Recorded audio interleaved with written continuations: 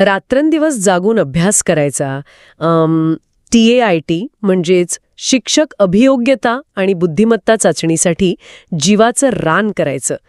आणि ज्या नोकरीसाठी उमेदवार वर्षानुवर्षे वाट पाहतायत, तीच नोकरी एखाद्या खाजगी शाळेने मागच्या दाराने परस्पर दुसऱ्यालाच देऊन टाकली तर? हो, म्हणजे विचार करा काय वाटेल त्या प्रामाणिक उमेदवाराला. नक्कीच. शिक्षक बनण्याचं स्वप्न पाहणाऱ्या हजारो उमेदवारांच्या आयुष्यात जेव्हा अशी भ्रष्ट प्रशासकीय व्यवस्था उभी राहते ना, तेव्हा निर्माण होणारा असंतोष प्रचंड असतो. आजच्या या माहितीच्या वेधात आणि सखोल विश्लेषणात आपण याच असंतोषाला उत्तर देणाऱ्या एका ऐतिहासिक शासन निर्णयाचा वेध घेणार आहोत. बरोबर.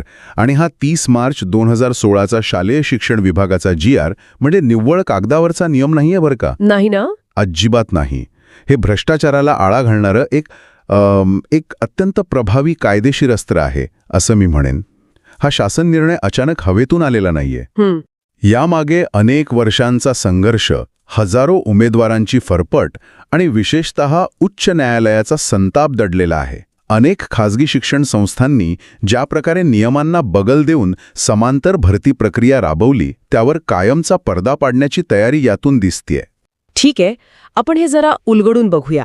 आजच्या या सखोल विश्लेषणाचं मुख्य मिशन हेच आहे की 22 जून 2017 नंतर ज्या बेकायदेशीर शिक्षक भरत्या झाल्या, त्यांच्यावर आता नेमकी कोणती टांगती तलवार आहे.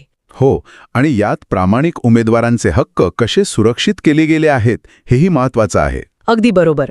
आणि सर्वात महत्त्वाचं म्हणजे 15 मे 2026ला जो अहवाल शासनाला सादर होणार आहे, तो एक प्रकारे सर्जिकल स्ट्राईक कसा ठरू शकतो याचे आपण आज मुद्देसूद विश्लेषण करणार आहोत. नक्कीच. तर मला वाटतं आपण थेट त्या मूळ प्रश्नापासून सुरुवात करूया, जिथून हा सगळा गोंधळ सुरू झाला. 22 जून 2017 हा तो दिवस होता जेव्हा पवित्र पोर्टलद्वारेच शिक्षक भरती सक्तीची करण्यात आली होती. हो, अगदी सक्तीची होती. तरी हा समांतर भरतीचा खेळ चालला कसा? म्हणजे संस्थांनी काय कारणं दिली? याचं मूळ समजून घेताना बघा, संस्थांना स्वतःचा अधिकार सहजासहजी सोडायचा नव्हता. त्यांना ओळखीच्या लोकांचीच भरती करायची होती. त्यामुळे त्यांनी वेगवेगळी कारणं पुढे केली.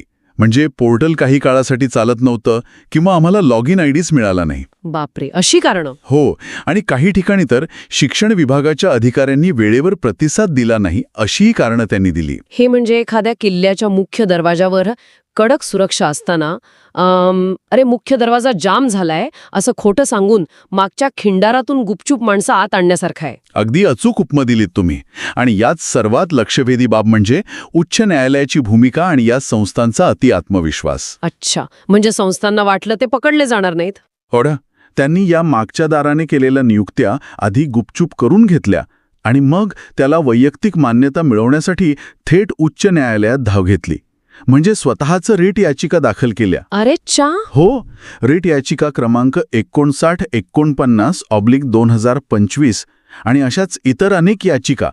त्यांना वाटलं की न्यायालयाच्या माध्यमातून आपण या बेकायदेशीर नियुक्त्या आरामात कायदेशीर करून घेऊ. म्हणजे चोरी तर करायचीच, पण वरून न्यायालयाकडून त्या चोरीवर शिक्कामोर्तब करून घ्यायचं. पण न्यायालयाने हे खपवून घेतलं नाही, बरोबर? बिलकुल नाही. जेव्हा ही प्रकरणं सुनावणीला आली तेव्हा न्यायालयाचं लक्षात आलं की याचिकाकर्ते पूर्णपणे दिशाभूल करणारी माहिती देत आहेत. पवित्र पोर्टलला बगल देण्याची त्यांची खोटी कारणे न्यायालयात अजिबात टिकली नाहीत. त्यावर न्यायालयाने अत्यंत तीव्र नाराजी व्यक्त केली आणि संस्थांसोबतच अधिकाऱ्यांच्या दिरंगाईवरही कडक ताशेरे ओढले. अच्छा. म्हणूनच 30 मार्च 2026चा हा GR म्हणजे निव्वळ कागदी वाघ नसून उच्च न्यायालयाच्या निर्देशानुसार तयार केलेली एक मानक कार्यपद्धती म्हणजेच SOP आहे. म्हणजे आता या जुन्या नियुक्त्यांना कायदेशीर मान्यता मिळणं जवळपास अशक्य झालंय असं आपण म्हणू शकतो. पण नुसते नियम म्हणून चालत नाही ना? बरोबर आहे. कागदावर नियम असतो, पण वास्तवात त्याची अंमलबजावणी करण्यासाठी प्रशासकीय नाकाबंदी करावी लागते. तर मग शासनाने यावर तांत्रिक उत्तर कसं शोधलं? हे जुने बेकायदेशीर शिक्षक ते शोधणार कसे? बघा, यासाठी शासनानं एक अत्यंत भक्कम यंत्रणा उभी केली आहे. प्रत्येक महसुली विभागासाठी विभागीय शिक्षण उपसंचालकांच्या अध्यक्षतेखाली त्रिसदस्यीय उच्चस्तरीय समिती स्थापन केली आहे. आणि या समितीच्या हातात एक अत्यंत प्रभावी तांत्रिक हत्यार दिलंय, ते म्हणजे शालार्थ प्रणाली. शालार्थ प्रणाली जे नव्याने या प्रक्रियेत आलेत त्यांच्यासाठी आपण थोडं सोप्या भाषेत सांगूया. शालार्थ म्हणजे राज्याची पगार वाटप करणारी केंद्रीकृत सॉफ्टवेअर प्रणाली, बरोबर? अगदी बरोबर. थोडक्यात सांगायचं तर पैशांचा माग काढा किंवा फॉलो द मनी. अच्छा. 22 जून 2017 नंतर ज्यांची नियुक्ती पोर्टलबाहेर झाली आहे आणि जे शालार्थमधून पगार घेतायत त्यांचा शोध घेण्याची जबाबदारी शिक्षण संचालकांवर सोपवली आहे. जो सरकारच्या तिजोरीतून पगार घेतोय त्याचा रेकॉर्ड सरकारकडे असणारच. हां, खरंच एक मास्टर स्ट्रोक आहे. पण माझ्या मनात एक शंका येतेय. ज्यांनी मागच्या दाराने एंट्री मारली आहे, पण ज्यांची नावे अजून शालार्थ प्रणालीमध्ये समाविष्ट झालेली नाहीयेत, त्यांचं काय? ते तर या रोडारवरून सहज निसटून जातील ना? नाही, तिथेच या SOPचा दुसरा टप्पा कामी येतो. ते निसटणार नाहीत. कसं काय? कारण ज्यांची नावे शालार्थमध्ये नाहीत त्यांच्या वैयक्तिक मान्यतेच्या फाईल्स ज्या शिक्षणाधिकारी कार्यालयात प्राप्त झाल्या आहेत, प्रलंबित आहेत किंवा निकाली निघाले आहेत, त्या सर्वच्या सर्व फाईल्स तपासल्या जाणार आहेत. यात एकही फाईल सुटणार नाही. बरं. पण यात काही कायदेशीर अपवादही असतील ना? कारण काही कायदेशीर मार्गानेही पोर्टलशिवाय नियुक्ती होऊ शकते. होय, नक्कीच. शासनाने ते अपवाद अत्यंत स्पष्ट केले आहेत. जसे की अल्पसंख्याक दर्जा असलेल्या शैक्षणिक संस्था किंवा अनुकंपा म्हणजेच कंपॅशनेट ग्राउंड्सवरील नियुक्ती आणि विना अनुदानित पदावरून अनुदानित पदावर झालेली बदली. या विशिष्ट मार्गाने पोर्टलशिवाय नियुक्ती होऊ शकते. पण लक्षवेधी बाब ही आहे की या अपवादात्मक शिक्षकांची माहितीही लपवून ठेवता येणार नाही. ती अहवालात सविस्तर द्यावीच लागेल. आणि या सगळ्याचा एकत्रित अहवाल 15 मे 2026 पर्यंत शासनास सादर करायचा आहे. पण इथेच खरी रंजक गोष्ट समोर येते. कोणती? समजा मी एक अत्यंत प्रभावी संस्था चालक आहे. माझी स्थानिक पातळीवर अधिकाऱ्यांची चांगलीच सेटिंग आहे. मी काहीतरी तडजोड करून माझी फाईल तिथेच अडकवून ठेवली तर? या संपूर्ण सिस्टीममध्ये प्रशासकीय दिरंगाई हाच सर्वात मोठा शत्रू नाही का? तुमचा मुद्दा अत्यंत रास्त आहे. आणि पूर्वी नेमका हाच खेळ चालायचा. संस्था आणि अधिकारी संगनमत करून बिंदू नामावली म्हणजेच रोस्टर तपासण्यात मुद्दाम महिने घालवायचे. एक मिनिट, आपण बिंदू नामावली म्हणजे काय ते थोडक्यात स्पष्ट करूया. म्हणजे कोणत्या प्रवर्गासाठी किती जागा राखीव आहेत याचं जे गणित असतं तो तक्ता म्हणजेच बिंदू नामावली ना? बरोबर. किती जागा खुल्या प्रवर्गासाठी, किती मागासवर्गीयांसाठी हे यात निश्चित असतं. आणि नेमकं हेच तपासण्यात अधिकारी जाणीवपूर्वक वेळ काढायचे. मग संस्था म्हणायची, बघा, सरकार वेळ लावतंय, विद्यार्थ्यांचं नुकसान होतंय, म्हणून आम्ही आमची भरती परस्पर करून टाकतो. मग आता शासनाने या दिरंगाई नावाच्या आजारावर काय उपाय शोधला आहे? शासनाने एक अत्यंत क्रांतिकारक नियम केला आहे. जर स्थानिक शिक्षण विभागाकडून बिंदू नामावली तपासण्यात किंवा जाहिरातीचा प्रारूप मंजूर करण्यात दिरंगाई झाली तर आता संस्थांना हतबल होऊन बसण्याची गरज नाही. अच्छा, मग त्यांनी काय करायचं? ते आता थेट महाराष्ट्र राज्य परीक्षा परिषदेच्या आयुक्तांकडे एका स्वतंत्र ईमेलद्वारे तक्रार करू शकतात. अरे वा. आणि सर्वात धक्कादायक आणि चांगली गोष्ट म्हणजे या ईमेलवर प्राप्त झालेल्या तक्रारींवर जास्तीत जास्त 15 दिवसांच्या आत कारवाई करणे आयुक्तांना बंधनकारक केले आहे. म्हणजे आधी जे काम महिनोन-महिने रखडत असे त्याला आता 15 दिवसांची डेडलाईन मिळाली आहे. हा प्रशासकीय वेगाचा खूप मोठा विजय आहे. नक्कीच. या मानक कार्यपद्धतीमध्ये प्रत्येक टप्प्यासाठी वेळेची मर्यादा निश्चित केली आहे. त्यामुळे आता कुठेही वेळकाढूपणा करायला किंवा पळवाट शोधायला जागाच ठेवलेली नाही. ठीक आहे. तर शासनाने जुन्या बेकायदेशीर भरतीवर ट्रॅकिंग लावलं आणि अधिकाऱ्यांच्या वेळकाढूपणावर ईमेलचा उपाय शोधला. पण आता आपण उमेदवारांच्या हक्कांबाबत बोलूया. कारण संस्था या जाहिराती अशा काही लपवायच्या की विचारू नका. ही वस्तुस्थिती आहे. पूर्वी या संस्था काय करायच्या? शासनाचा नियम होता की जाहिरात वर्तमानपत्रात द्यावी.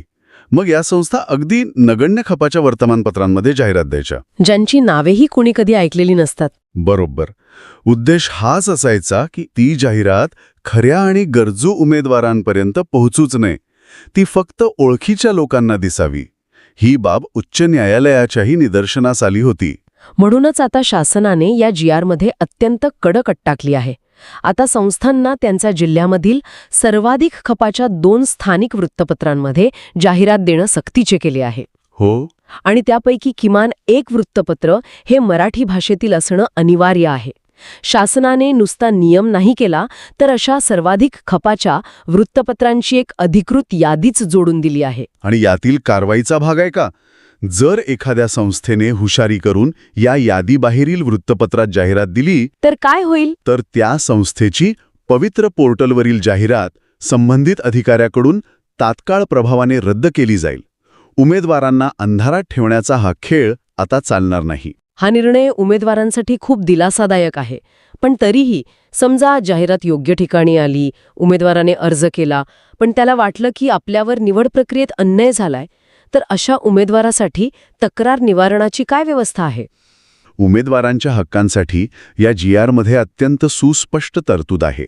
जर गुणवत्ता यादीबाबत तक्रार असेल तर यादी प्रसिद्ध झाल्यापासून 10 दिवसांच्या आत राज्यस्तरीय समितीकडे अर्ज दाखल करता येतो. पण खरी कसोटी तेव्हा लागते जेव्हा प्रत्यक्ष नियुक्तीची किंवा मुलाखतीची वेळ येते. इथे 2 वेगळ्या प्रक्रिया असतात, एक मुलाखतीशिवाय आणि दुसरी मुलाखतीसह. हे जरा इंटरेस्टिंग आहे. मी वाचलं की या 2 वेगवेगळ्या प्रक्रियांसाठी तक्रार निवारणाचे नियम थोडे वेगळे आहेत. पण असं का? जर आपण याला मोठ्या चित्राशी किंवा व्यापक संदर्भाशी जोडलं तर आपल्याला दिसेल की मुलाखतीशिवाय प्रक्रियेत केवळ मूळ कागदपत्रांची पडताळणी असते.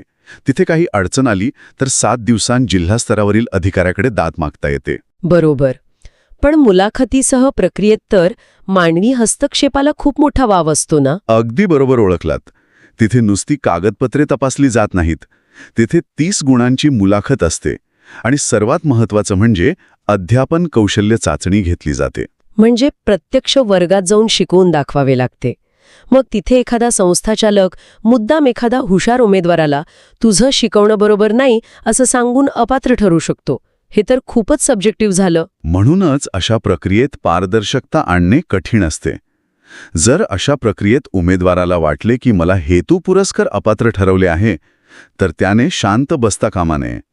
त्याने योग्य पुराव्यासह 7 दिवसांच्या आत जिल्हा स्तरावरील सक्षम प्राधिकाऱ्याकडे तक्रार नोंदवणे आवश्यक आहे. पण इथेच शासनाने उमेदवारांचा एक प्लॅन बी तयार ठेवला आहे.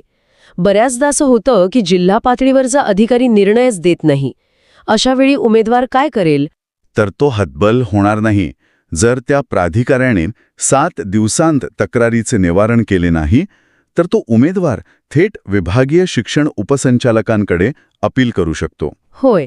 आणि यात सर्वात महत्त्वाची अट ही आहे की त्या उपसंचालकांनाही हा निर्णय अमर्याद काळ प्रलंबित ठेवता येणार नाही. त्यांना केवळ 7 कार्यालयीन दिवसात निर्णय घेणे बंधनकारक आहे. आणि त्यांचा निर्णय हा अंतिम असेल. उमेदवाराच्या हातात थेट नियंत्रण देणारी ही एक अत्यंत शक्तिशाली यंत्रणा आहे. नक्कीच. फक्त उमेदवारांनी आता अधिक सतर्क राहायची गरज आहे. त्यांनी वेळेत दाद मागणे आवश्यक आहे. मला माहीत नव्हतं ही कारणे आता चालणार नाहीत. अगदी बरोबर. उमेदवारांनी जागरूक राहायला हवा. आता आपण या सखोल विश्लेषणाच्या अंतिम टप्प्याकडे आलो आहोत. तर या सगळ्याचा नेमका अर्थ काय होतो? जे उमेदवार 2026च्या या शिक्षक भरती प्रक्रियेकडे डोळे लावून बसले आहेत त्यांच्यासाठी या निर्णयाचा अर्थ काय? याचा साधा आणि सरळ अर्थ असा की 15 मे 2026ला जो अहवाल शासनाला सादर होणार आहे तो महाराष्ट्र शिक्षक भरतीच्या इतिहासातील खरोखरच सर्वात मोठा सर्जिकल स्ट्राईक ठरू शकतो. विचार करा, 2017 पासून ते आजतागायत म्हणजे जवळपास 9 वर्षांच्या काळात ज्या ज्या खासगी संस्थांनी बेकायदेशीर नियुक्त्या केल्या आहेत त्या सर्वांचा हिशेब आता एकाच टेबलवर येणार आहे. हे एक प्रचंड मोठे क्लीनअप ऑपरेशन ठरणार आहे. आणि या स्वच्छता मोहिमेमुळे भविष्यातील भरती प्रक्रियेत पारदर्शकता येईल हे नक्की. उमेदवारांना आता खऱ्या अर्थाने समान संधी मिळेल. नक्कीच मिळेल. पण ह्या सगळ्या प्रशासकीय आणि कायदेशीर चर्चेच्या पलीकडे जाऊन एका वेगळ्याच सामाजिक वास्तवाकडे मला लक्ष वेधायचंय. बोला ना. जर आपण याला मोठ्या चित्राशी जोडलं तर एक क्षण शांतपणे विचार करा. 2017 पासून ज्या तथाकथित शिक्षकांनी कदाचित योग्य गुणवत्ता नसतानाही केवळ वशिलेबाजीच्या जोरावर या शाळांमध्ये प्रवेश मिळवला, बरोबर, त्यांच्याकडून गेली 8-9 वर्षे जे हजारो विद्यार्थी शिकले आहेत त्यांच्या शैक्षणिक गुणवत्तेचे आणि त्यांच्या भविष्याचे काय? खरंच हा खूप गंभीर आणि अस्वस्थ करणारा प्रश्न आहे. एका अपात्र शिक्षकाने एका संपूर्ण पिढीचे केलेले हे नुकसान कोणत्याही कारवाईने कधीच भरून निघू शकते का? या भ्रष्टाचाराची किंमत फक्त बेरोजगार उमेदवारांनीच चुकवली आहे की या राज्याच्या संपूर्ण पुढच्या पिढीने चुकवली आहे? बापरे, खरोखरच अंगावर काटा आणणारा प्रश्न आहे हा. ज्या व्यवस्थेत गुरु बनण्यासाठीच भ्रष्ट मार्गाचा अवलंब केला जातो तिथे निर्माण होणारी पिढी काय मूल्य घेऊन मोठी होईल हा विचार करण्यासारखा मुद्दा आहे. होय ना. पण आजच्या या 30 मार्च 2026च्या शासन निर्णयामुळे किमान इथून पुढे तरी तो भ्रष्टाचाराचा मार्ग कायमचा बंद होईल अशी आपण नक्कीच आशा करू शकतो. ही प्रशासकीय धुसरता कायमची दूर होईल. अगदी बरोबर. आजच्या या माहितीच्या वेधात आणि सखोल विश्लेषणात सहभागी झाल्याबद्दल धन्यवाद. उमेदवारांनी आपले हक्क जाणून घ्यावेत आणि जागरूक राहावे. अधिक माहितीसाठी आपण पुन्हा भेटूया. तोपर्यंत जागरूक रहा, अभ्यास करत रहा आणि प्रशासनाला प्रश्न विचारत रहा.